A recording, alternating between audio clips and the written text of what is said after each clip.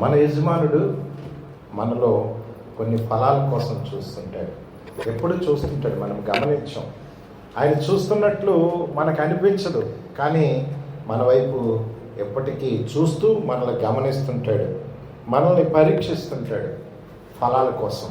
యజమానుడు అనేవాడు లేదా వ్యవసాయకుడు తాను నాటిన మొక్కలు ఫలించాలని ఎప్పుడు కోరుకుంటాడు. మన జీవితంలో మనము ఏ స్థాయిలో ఫలిస్తున్నామో, యజమానుడు మనల్ని గమనిస్తున్నప్పుడు యజమానుడు మనల్ని గమనిస్తున్నట్లు మనము గమనిస్తున్నామా, చూస్తున్నట్టు మనము గమనిస్తున్నామా, లేదా చూడనట్లు ఊరుకుంటున్నాడేమో అని మనం అనుకుంటున్నామా? మనము ఈరోజు ఈ రాత్రి, శుక్రవారపు రాత్రి ఒకసారి పరిశీలించుకుందాం, పరీక్షించుకుందాం. మన ఆధ్యాత్మిక జీవితము ఇప్పటి వరకు ఏ స్థాయిలో ఉంది, ఏ స్థాయి వరకు వచ్చింది, ఇంకా ఆయన ఆశించే స్థాయి ఏ స్థాయిలో ఉంది, ఆయన ఆశించే స్థాయికి మనము ఎదగగలుగుతున్నామా, ఇంకా వెనకబడి ఉన్నామా?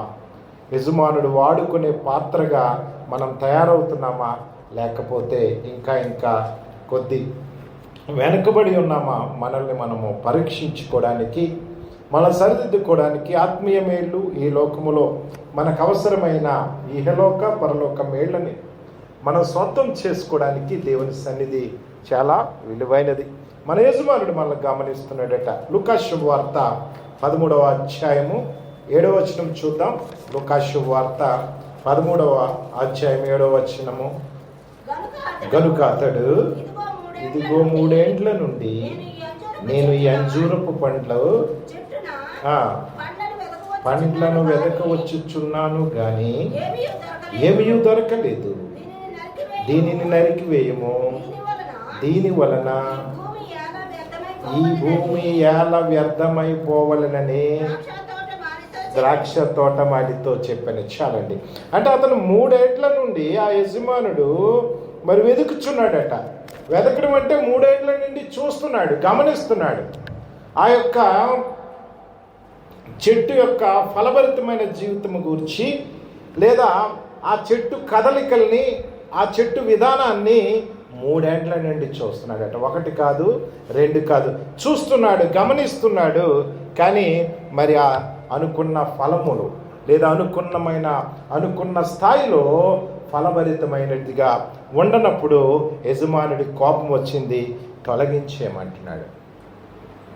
తొలగించేయండి. ఇంకా ఎందుకు? ఆ చెట్టు అనుకోవచ్చు, నేను పచ్చగా ఉన్నాను, నా ఆకులు పచ్చగా ఉన్నాయి, నేను చాలా ఆరోగ్యంగా పెరుగుతున్నాను, చాలా పచ్చని స్థితిలో ఉన్నానని ఆ చెట్టు అనుకోవచ్చు. కానీ యజమానుడు మాత్రం తొలగించమంటున్నాడట. మేము చిన్నప్పుడు ఇంట్లో అల్లరి ఎక్కువ చేసేవాళ్ళం. అల్లరి చేస్తున్నప్పుడు మా తండ్రి గారు అలా గమనించేవారు, ఒకసారి చూసేవారు. చిన్నవాడిని నేను ఎక్కువ అల్లరి చేసేవాడిని, చూసేవారు అలాగా నా అల్లరిని. కొద్దిగా ఇంట్లో కాస్త చూసినప్పుడు, డాడీ చూశారు కదా ఒకసారి, చూసి పట్టించుకోలేదు కదా అని నేను నా అల్లరిని కొనసాగించేవాడిని. తర్వాత 2వసారి మళ్ళీ చూసేవారు ఆయన దూరం నుంచి, అలా కళ్ళల్లో కళ్ళపెట్టి చూసేవాడిని. నేను కూడా చూసి ఆ 2వసారి కూడా ఏం అనలేదు కదా అని నా అల్లరిని నేను కొనసాగించేవాడిని. 3వసారి చూసేవారు, 4వసారి, 1వసారికి, 2వసారికి, 3 చూపులకి సరైన దెబ్బలు పడేయమాట. చూస్తాడు ఆయన. మనమేమనుకుంటామంటే మన యజమానుడు, మన తండ్రి చూడనట్లు ఊరుకుంటున్నాడు అని మనం అనుకుంటాం. కానీ ఆయన చూస్తాడు. జీవం గల వాక్యము ఎన్నోసార్లు నా బిడ్డ విన్నాడు కదా, ఎంతో వాక్య జ్ఞానం ఉంది కదా, నా చిత్తము నా బిడ్డకు తెలుసు కదా, నన్ను గూర్చి అవగాహన ఉంది కదా. మన ఇంట్లో తండ్రిని నేను శిక్షిస్తానని వాడికి అవగాహన ఉంది కదా. ఈ 3 చూపుల కన్నా వాడు కంట్రోల్ అవుతాడేమో అని చూస్తాడు తండ్రి.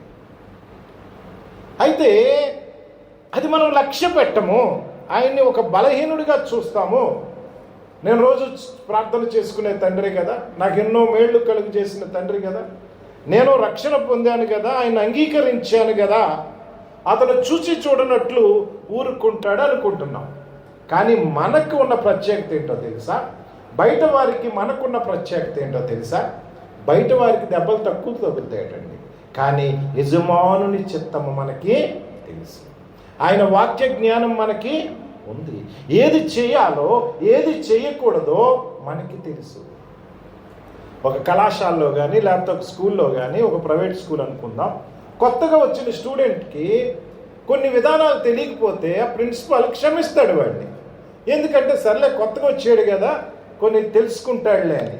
కానీ ఆల్రెడీ అక్కడ 2-3 సంవత్సరాల నుంచి చదువుతున్న విద్యార్థిని శిక్ష ఎక్కువ పడుతుంది. దయచేసి గమనిద్దాము. మనల్ని ఆయన చూస్తున్నాడు. ఆ అంజూరపు చెట్టునట 3 సంవత్సరాల నుంచి చూస్తున్నాడట, ఫలితం లేదట.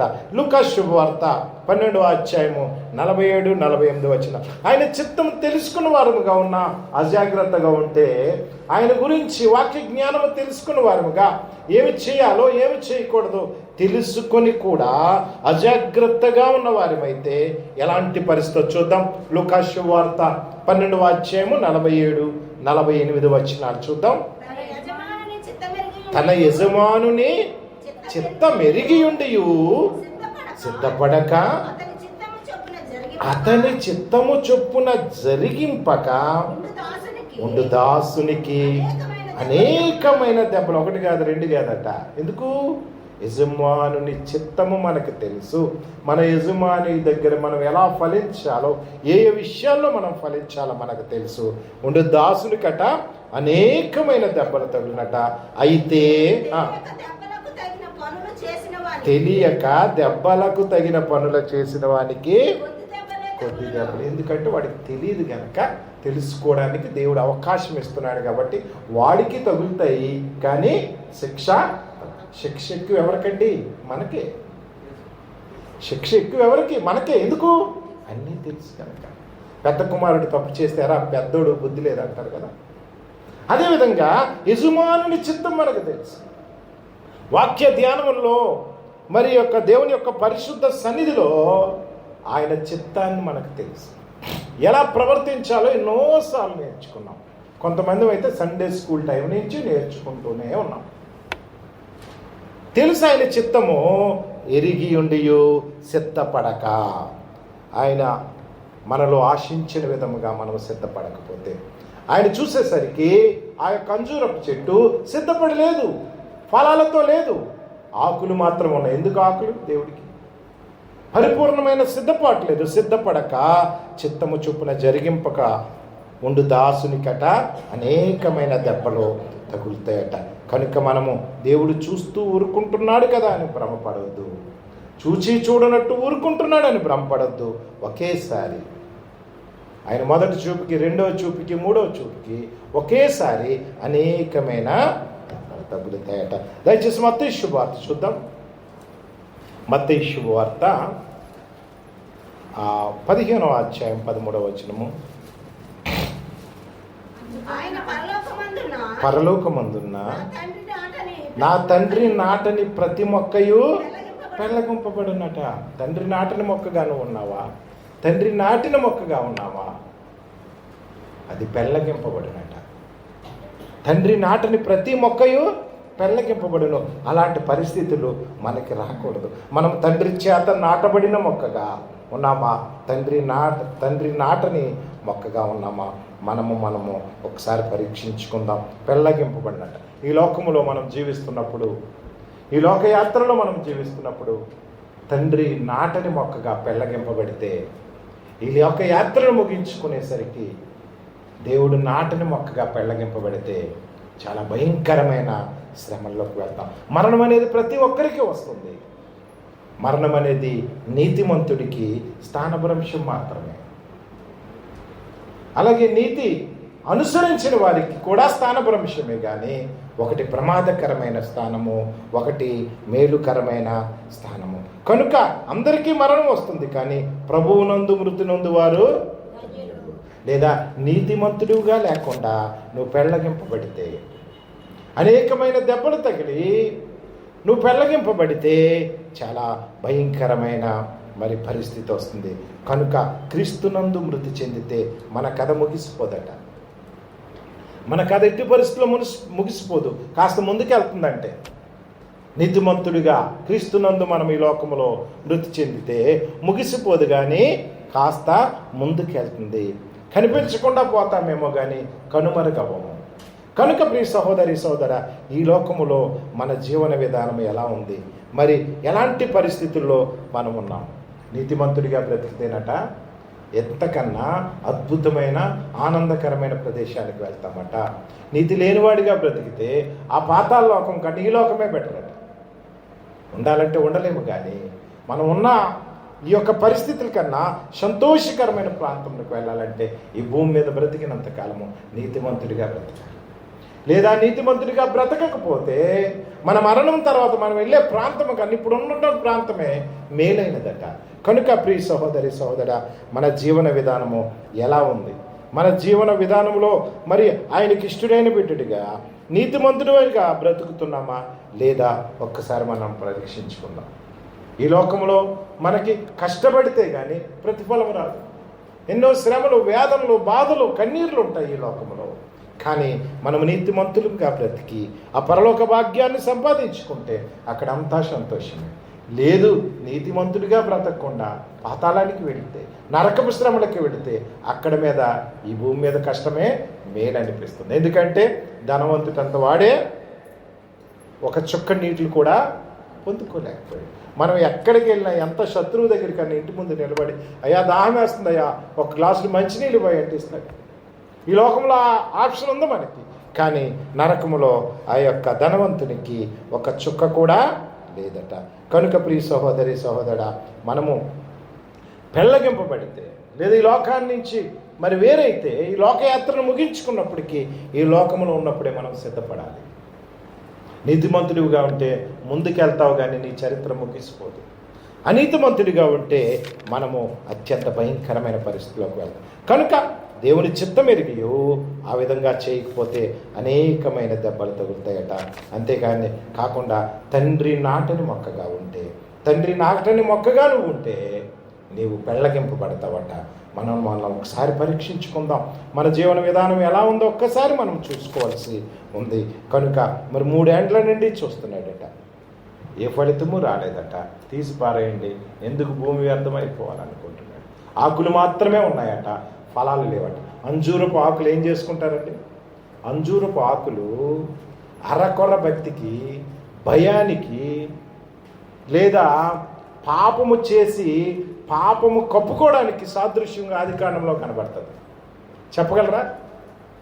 ఆదాము వాళ్ళు పాపం చేసి తమ యొక్క పాపాన్ని కప్పుకోవడానికి, తమ అవిధేయత కనిపించకుండా ఉండడానికి అంజూరపు ఆకులు కుట్టుకున్నారంట. ఆకులు మాత్రమే ఉండి ఫలాలు లేకపోతే మన బ్రతుకులు కూడా అంతే. మనం అంజూరపు ఆకులుగా ఉండి సరిపెట్టుకుంటున్నామా? అంజూరపు ఫలములు ఆ వ్యవసాయకుడు లేదా తండ్రి మన కోసం ఎదురు చూస్తున్నప్పుడు కేవలం ఆకులతో సరిపెట్టుకుంటున్నామా? పాపానికి సాదృశ్యంగా ఉన్నామా? సరైన సిద్ధపాటు లేని వారిగా ఆకులు కుట్టుకుని దేవుని దగ్గర భయపడుతూ అవిధేయులముగా, లేకపోతే పాపం చేసిన వారముగా చెట్ల చాటున పుట్ల చాటును దాక్కుంటున్నామా? ఫలభరితమైన జీవితం జీవిస్తున్నామా? మరొకసారి మీ దగ్గర ప్రేమపూర్వకంగా జ్ఞాపకం చేస్తున్నాను. యజమానుని చిత్తం ఎరిగియో అలాగూ చేయని వాడికి అనేకమైన దెబ్బలు. 1-2 దెబ్బలంటే తట్టుకుంటామండి. అనేకమైన దెబ్బలంటే అందులో దేవుడు కొట్టే దెబ్బలు మామూలుగా ఉంటాయా? ఒకసారి మనల్ని మనము పరీక్షించుకుందాం. కనుక మరి మనము మన జీవన విధానం ఎలా ఉంది? అంజూరపు చెట్టులా మనల్ని ఈ లోకంలో ఉంచాడు ఆయన. ఒక అంజూరపు చెట్టుగా, విలువైన మరి వైద్యానికి కూడా ఉపయోగపడే చెట్టుగా అంజూరపు చెట్టుగా ఉంచాడు ఆయన. మన ఫలం ఎలా ఉంది? అంజూరపు చెట్టు అట ఎత్తు 3-10 మీటర్లు ఉంటుందట. అంటే భారీ వృక్షము కాదు, కానీ విలువైన పండ్లను ఇచ్చే వృక్షం అది. 3-10 మీటర్ల వరకు ఎదుగుతుందట. భారీ వృక్షముగా కాదట, కానీ దాని ఆకులట చాలా పెద్దవట. అంతేకాకుండా పెరిగే వాతావరణం కూడా ఎలాంటి వాతావరణమైనా తట్టుకుని జీవిస్తుందట. పొడి వాతావరణంలో జీవిస్తుందట. అంటే 2-3 రోజులు వాటర్ వేయకపోయినా పొడి వాతావరణాన్ని తట్టుకుని జీవించగలిగే మరి అంజూరపు చెట్టుతో మన జీవితాన్ని పోల్చాడు. అంతేకాకుండా 50-100 సంవత్సరాలు బ్రతుకుతుందట. ఈ మేళ్ళన్నీ దేవుడు మనకి ఇచ్చాడు. ఈ యొక్క మరి ఉపయోగాలన్నీ, లేకపోతే ఇలాంటి తలాంతులన్నీ మనకి ఇచ్చాడు దేవుడు. మంచి ఆయుష్ని ఇచ్చాడు, మంచిగా మరి ఫలాలు ఇచ్చే జీవితం ఇచ్చాడు. కనుక మరి అంతేకాదు, ఇంకా చెప్తారు ఆ శాస్త్రవేత్తలు, దాంట్లో ఫైబర్ ఉంటుందట, పొటాషియం ఉంటుందట, మేలుకరమైన ఆరోగ్యకరమైనవన్నీ అందులో ఉంటాయట. అందుకే యేసుక్రీస్తు వారు తిందాం అనుకున్నాడు పాపం. కానీ ఆయనకి అది లభ్యము కాలేదు. కానీ మరి అంజూరపు చెట్టు ఆశీర్వాదానికి గుర్తు. మనం ఎలా పెరుగుతున్నాం?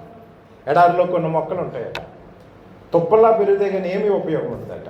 ఫలభరితం లేనివి, ఎవరికి ఉపయోగం లేని మొక్కలుగా పెరుగుతాయట. మరి మన జీవితము ఒక అంజూరపు చెట్టులా ఉందా? ఆ ఫలాలు నిజంగా మనం ఇస్తున్నామా? ఆకులతో సరిపెట్టుకుని అందరికీ పచ్చగా కనిపిస్తూ మరి దోషభరితమైన జీవితం, కేవలం ఆకులతోనే సరిపెట్టుకునే దోషభరితమైన జీవితంలో మనం ఉన్నామా? మనల్ని మనము ఒకసారి పరీక్షించుకుందాం. ప్రియ సహోదరి సహోదరుడా, మరి మన జీవితము ఒకసారి ఇర్మియా గ్రంథం చూద్దాం. త్వరగా ఇర్మియా గ్రంథం 17వ అధ్యాయము 5-8 వచనాలు త్వరగా చదువుదాం. దేవుడు మనల్ని ఆశీర్వదించినప్పుడు ఎలాంటి ఆశ కలిగి ఉన్నాడు? అమ్మ చదవండి. యెహోవా ఇలాగు సెలవిచ్చున్నాడట మనతో, నరులను ఆశ్రయిస్తాడట. దేవుని ఆశ్రయించకుండా శరీరులైన నరులను ఆశ్రయించి ఆధారపడతాడట వారి మీద. శాపగ్రస్తుడు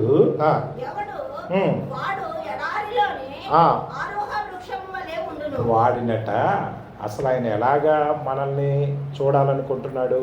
ఫలభరితమైన, విలువైన, చక్కని ఆయుష్ కలిగిన అంజూరపు వృక్షంలాగా ఆయన చూస్తున్నాడట. కానీ మనుష్యుల మీద ఆధారపడి ఈ జీవన వ్యాపారంలో చిక్కుకుని దేవుని సన్నిధి విలువ తెలియని వాడికి, యజమాని చిత్తము ఎరిగి అలాగూ ప్రవర్తించిన వాడిని ఎలా చూపిస్తున్నాడు? ఏ వృక్షము? అరుహు వృక్షం అట. అంటే అది ఎడారిలో పెరిగే ఒక విధమైన తుప్ప లాంటిది అన్నమాట. తుప్పలు పెరుగుతాయి చూసారా? మన ఇంటి చుట్టూ ఉండే తుప్పలు ఎలాగ కత్తితో నరికి అవి పోగేసి మున్సిపాలిటీ వాళ్ళు మా దగ్గరికి వచ్చి పోగేసి రెండో రోజు వచ్చి ఎండిపోయాక ఎగ్గిపుల్లు వేస్తారు. అలాంటిది అది. దాంట్లో ఫలమే ఉండదు. అలా పోలి ఉన్నామమ్మా. అమ్మ కంటిన్యూ చేయండి. కనబడదు.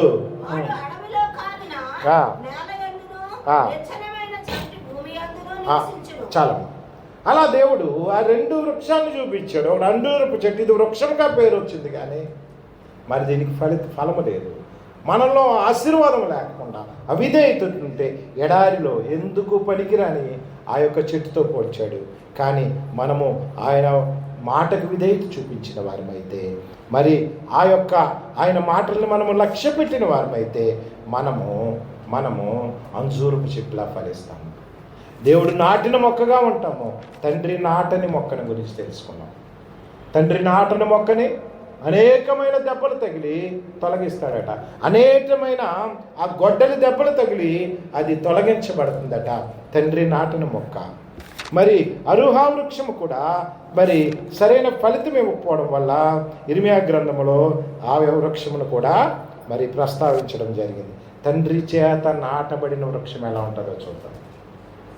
తండ్రి చేత నాటబడిన వృక్షము, తండ్రి తన స్వయముగా నాటి ఒక వ్యవసాయకుడికి అప్పచెప్పినప్పుడు, ఆ వ్యవసాయకుడు చూస్తున్నప్పుడు అది ఎలా ఉంటుందో ఒక్కసారి మనము కీర్తన గ్రంథము 1వ అధ్యాయము 1-4 అందరికీ తెలిసింది. దుష్టుల ఆలోచన చొప్పున్నాడు ఒక కూర్చుండక ఆనందించుచు. అవునండి. ఇక్కడ చూద్దాం. అతడు నీటి కాలువల యోరన నాటబడినదై ఆకువాడక తన కాలమందు ఫలమిచ్చు చెట్టు వలె నుండును. అతడు చేయునదంతయు నీ కాలమందు నీవు ఫలించాలి. నీ టైం వచ్చినప్పుడు నువ్వు ఫలించాలి. చూస్తున్నాడు ప్రతి సీజన్లో, లేకపోతే ప్రతి సంవత్సరం చూస్తున్నాడు. 3 సంవత్సరాల నుంచి చూస్తున్నాడు, లేదు. మరి మనల్ని దేవుడు మన సమయం వచ్చినప్పుడు, మన కాలం ముందు ఫలిస్తున్నామో లేదో చూస్తాడు. అందరికి అర్థమయ్యే విధంగా చూడాలంటే మన వైపు ఆయన ఆదివారం 9:30కు చూస్తాడా? చూస్తాడు. రెడీ అయ్యావా లేదా? ఎందుకు? నీ కాలం అది, నీ టైం అది. దేవుని సన్నిధికి రావడానికి నీ కాలం ముందు నువ్వు ఫలించాలి. ఆదివారం ఆరాధనకు రావడానికి నీ కాలం అయింది, నీ టైం అయింది, నీ టైం వచ్చింది. ఫలిస్తున్నావా లేదా? పరిగెడుతున్నావా లేదా? నీ వైపు చూస్తున్నప్పుడు 3 సంవత్సరాల నుంచి వెళ్ళట్లేదు అని, 3 సంవత్సరాల నుంచి పరివర్తం కాలేదు, నరికేయండి అన్నప్పుడు, ఎన్నో వారాల నుంచి వెళ్ళట్లేదు ఎన్నో వారాల నుంచి సిద్ధపడట్లేదని తన కాలమందు ఫలించే చెట్టుగా నువ్వు ఉండకపోయినప్పుడు ఆయన మన మీద ఎలాంటి నిర్ణయం తీసుకుంటాడో మనల్ని మనం ఒకసారి పరీక్షించుకుందాం. ఆ కాలం వచ్చేసరికి నువ్వు ఫలించాలి. 11 గంటలకు ఇక్కడికి వచ్చి కూర్చుంటే ఫలిస్తావా? ఫలించు. నీ టైం వచ్చినప్పుడు ఆ ఫలభరితమైన జీవితాన్ని ఆయనకి చూపించాలి. ఒక విధేయుడైన వ్యక్తిగా నీవు చూపించాలి. కనుక ప్రియ సహోదరి సహోదరుడా, మరి తన కాలమందు ఫలించు చెట్టు వలె ఉంటాడట. నీ కాలమందు నువ్వు ఫలిస్తున్నావా? నీ కాలమందు నువ్వు ఫలించకుండా ఉంటున్నావా? మరి మరి ఇప్పుడు చదవబడిన వాక్యములో మరి ఏముందంటే తన కాలమందు ఫలిస్తాడట. నీటి వారల మధ్య నాటబడతాడట. అంటే ఒకవేళ వర్షం పడినా పడకపోయినా ఆ యొక్క నీటి వాగు మధ్య, నీటి కాలువల మధ్య మరి పెరుగుతున్న ఆ చెట్టు ఎప్పుడూ ఫలభరితంగా ఉంటుంది. లోటుపాట్లు ఉండవు. ఎందుకంటే యజమానుడి చిత్తము నెరవేర్చి మరి ఆ యొక్క చెట్టుగా ఫలభరితమైన జీవితముగా ఉంటుంది. కీర్తన 52:8 చదువుతాం. కీర్తనల గ్రంథము 52:8 నేనైతే దేవుని మందిరములో పచ్చని ఒలీవ చెట్టు వలె ఉన్నాను, నిత్యము దేవుని కృపయందు నమ్మిక ఉంచుచున్నాను. చాలండి. మనం అంత ధైర్యంగా చెప్పగలుగుతున్నామా?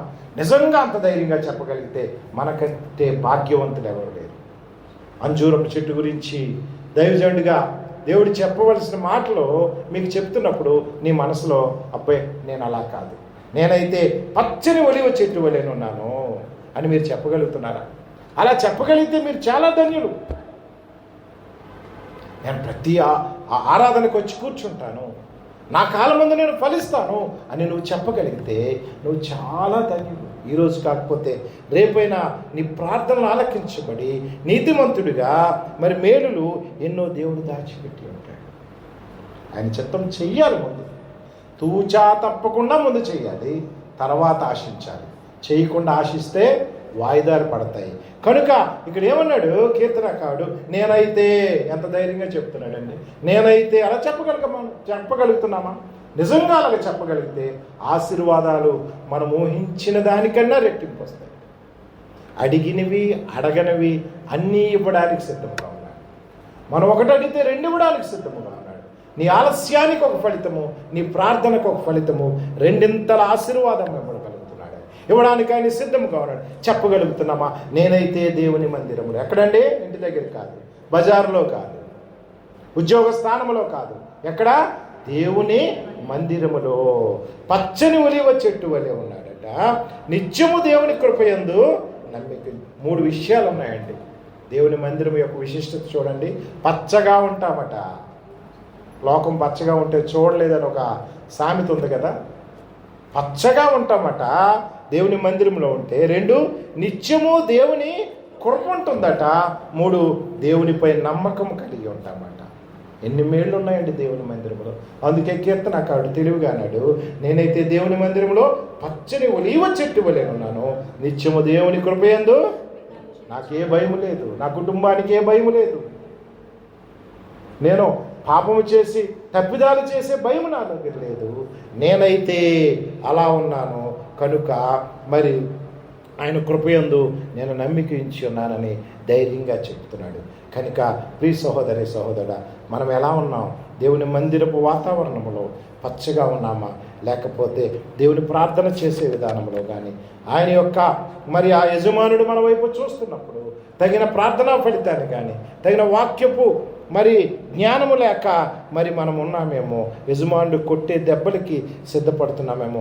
ఎన్నిసార్లు మన వైపు చూశాడేమో, ఎన్నిసార్లు మన వైపు చూస్తున్నాడేమో. నేను చెప్పాను కదా, నువ్వెందుకు చేయట్లేదు? ఇది చేయకూడని పని కదా, నేను నీకు చెప్పాను కదా అని ఆయన ఎన్నిసార్లు మన వైపు చూస్తున్నాడో. మరి తెలిసి చేస్తుంటే అనేకమైన దెబ్బలు తగులుతాయట. మరి మనం ఎలా ఉన్నాం? మన జీవితం ఎలా ఉంది? యజమానుడు నాటిన మొక్కగా ఉన్నామా? యజమానుడు నాటిన మొక్కగా ఉండి కూడా యజమానుడు ఆశించిన ఫలితాలు ఫలించలేకుండా ఉన్నామా? యజమానుడు నాటిన మొక్కగా ఉంటే ధన్యత. యజమానుడు నాటిన మొక్కగా ఉండి కూడా ఫలించకపోతే యజమానుడు ఎక్కువ కాలం మన కోసం నిరీక్షించడట, మనకిచ్చిన ఫలాలు మరి తొలగించడానికి సిద్ధపడతాడు. అనేకమైన దెబ్బలు కూడా తగిలే పరిస్థితి ఉందండి. కనుక ప్రియ సహోదరి సహోదర, 3 ఏండ్ల నుంచి వెతుకుతున్నప్పుడు ఏమీ దొరకలేదట. మరి మనల్ని మనం ఒకసారి పరీక్షించుకుందాం. మన ప్రార్థనా జీవితం ఎలా ఉంది, మన జీవన విధానాలు ఎలా ఉన్నాయి, ఒకసారి మనల్ని మనం పరీక్షించుకుందాం. ద్రాక్షావళిని నేను తీగలి వేరు. ఎవడు నా యందు నిలిచి ఉంటే వాడు బహుగా ఫలిస్తాడు. నిలబడుతున్నామా? దేవుని సన్నిధికి వచ్చి నిలబడగలుగుతున్నామా? లేదా మరి ఆదామావులు ఏం చేశారు? పాపం చేసి దేవుడు వచ్చినప్పుడు నిలబడలేకపోయారు కదా. నిలకడ లేదు, వాళ్ళకి పారిపోయారు. అరకొర సిద్ధపాటుతో, లేకపోతే తన యొక్క పాపాన్ని కప్పుకునే అంజూరపు ఆకులు కప్పుకుని అటు ఇటు పారిపోయారు. నిలకడలేదు. కానీ నా యందు మీరును మీ యందు నా మాటలు నిలిచియులాగన అప్పుడు అడగండి. నిలకడ కలిగి అడగండి. దేవుడు మనల్ని అడిగే పరిస్థితి రాకూడదు. ఆదామా నువ్వు ఎక్కడని అడిగాడు. దేవుడు మనల్ని ప్రశ్నించే పరిస్థితి రాకూడదు. అనేకమైన దెబ్బలు తిరిగే పరిస్థితి రాకూడదు. మనం ఆయన మాటలు యందు నిలిచి ఉంటే, ఆయన చెప్పిన వాక్యం మీద నిలిచి ఉంటే, అప్పుడు మీకు ఏది కావాలని ఒక ఛాన్స్ ఇస్తున్నాడు ఆయన. ఎవరిస్తారండి ఛాన్స్? మనుషులు ఇస్తారు, రాజకీయ నాయకులు ఇస్తారు. మీకు ఏం కావాలో చెప్పండి. కానీ నిలబడకపోవచ్చు. ఆర్థిక పరిస్థితి మీద ఆధారపడి ఉంటుంది. ప్రభుత్వము, రాజకీయ నాయకులు చెప్పే వాగ్దానాలు నెరవేరడానికి, దేవుడు చెప్పిన వాగ్దానం నెరవేర్చడానికి కేవలం నీ విశ్వాసం మీద ఆధారపడి ఉంటుంది. ఆయనకి ఎక్కడి నుంచి డబ్బులు రాక్కర్లేదు, నీకు ఇవ్వడానికి ఆయన ఎవరూ ఇవ్వక్కర్లేదు. మనము ఎవరికైనా మాట ఇస్తే మన ఆర్థిక పరిస్థితి, మనం బయటకు చెప్తాం, నాన్న నీకు 2 డ్రెస్సులు కొంటాం నాన్న అంటాం. ఆర్థిక పరిస్థితి బాగున్నప్పుడు ఒక డ్రెస్తో సరిపెడతాం. కానీ దేవునికి విశ్వాసం ఉంటే చాలు. మన విశ్వాసం ఉంటే ఆయన మనకి అడిగినవి అడగనివి అన్నీ ఇస్తాడు. కనుక ప్రియ సహోదరి సహోదరుడా, మన జీవన విధానం ఎలా ఉందో ఒక్కసారి మనం పరీక్షించుకుందాం. అంజూరపు చెట్టులా ఫలభరితమైన వాడిగా ఉన్నావా? దేవుడు నాటిన మొక్కగా మరి ఫలభరితమైన వాడిగా ఉన్నావా? లేదా తండ్రి నాటిన మొక్కగా ఉంటూ కూడా ఫలించని వాడిగా మరి అనేకమైన దెబ్బలకు సిద్ధపడుచున్నావేమో. ఆయన వెతుకుతున్నప్పుడు, నీ వైపు ఆయన చూస్తున్నప్పుడు మరి నీ యొక్క ప్రవర్తన ఎలా ఉంది? ఆయన చూసే దేవుడే, చూచి చూడనట్టు ఉండే దేవుడు కాదు. తప్పక తగిన సమయమున ఆయన నీ మీద మరి తన యొక్క ఉగ్రత మరి చూపించే పరిస్థితి ఉంది. ఒక్కసారి మనం పరీక్షించుకుందాం. యజమానుని చిత్తము మనకి బాగుగా తెలుసు. తెలీదండి, అన్నీ తెలుసు మనకి. ఏది చేయాలి? ఒక్కొక్కసారి కొన్ని కోపం వచ్చినప్పుడు కానీ, లేకపోతే అసహనం వచ్చినప్పుడు కానీ, హుషారుగా ఉన్నప్పుడు కానీ లోపల నుంచి పరిశుద్ధాత్ముడు చెప్తుంటాడు వద్దు వద్దు వద్దని. కానీ ఆ హుషారులో లేదా ఆ కోపంలో, ఆ ఉత్సాహంలో ఈ మాటను నెమ్మదిగా పక్కన పెడతాం. అప్పుడే పరిశుద్ధాత్ముడు మనలో దుఃఖిస్తాడట. యజమానుని చిత్తం మనకు తెలుసు. తెలియని వాడికి తక్కువ దెబ్బలు, వాడికి తగులుతాయి దెబ్బలు. తెలుసు, వాక్యము తెలుసు. ఏది చేయాలో ఏది చేయకూడదో తెలుసు. కానీ మనం ఆయన చిత్తము మనకి బాగా తెలుసు కూడా పొరపాట్లు చేస్తుంటే మరి ఆయన కోపానికి గురవుతాము. మనం ఆ తండ్రి నాటిన మొక్కలుగా ఉందాము. తండ్రి నాటిన మొక్కలుగా ఉండి కూడా ఫలభరితమైన మొక్కలుగా లేకపోతే ఆయన నాటిన మొక్కల్ని ఆయన చేతితోనే తొలగించే వాడు పరిస్థితి ఉంది. తండ్రి నాటిన మొక్కలు ఎలా ఉంటాయా? తగిన కాలమందు ఫలం ఇస్తాయట. ఒలీవ చెట్టులా ఉంటాయట. తగిన కాలమందు ఫలం ఇచ్చే చెట్టుగా ఉంటున్నావా? నువ్వు తండ్రి నాటినప్పటి నుంచి ఆయన చిత్తం ఎరిగి ఆ ప్రకారం నువ్వు చేస్తే తగిన కాలమందు ఫలభరితంగా ఉంటావు. లేదా అశ్రద్ధతో ఉండి చూచి చూడనట్లు ఉంటున్నాడులే అని నువ్వు అశ్రద్ధగా ఉంటే గచ్చ పొదల లాంటి ఫలహీనమైన అరుహా వృక్షముతో నిన్ను పోలుస్తున్నాడు. నువ్వు ఫలభరితంగా ఉండాలి. ఆయన మాటలు, జీవముగల దేవుని మాటలు, ఆయన వాక్యము సంఘంలో చెప్పబడుతుంది. ఆదివారాలు చెప్తున్నారు, శుక్రవారాలు చెప్తున్నారు. నా యందు మీరును మీ యందు నా మాటలు, ఆ మాటలు నిలిచి ఉండాలట. నిలబెట్టుకుంటున్నావా?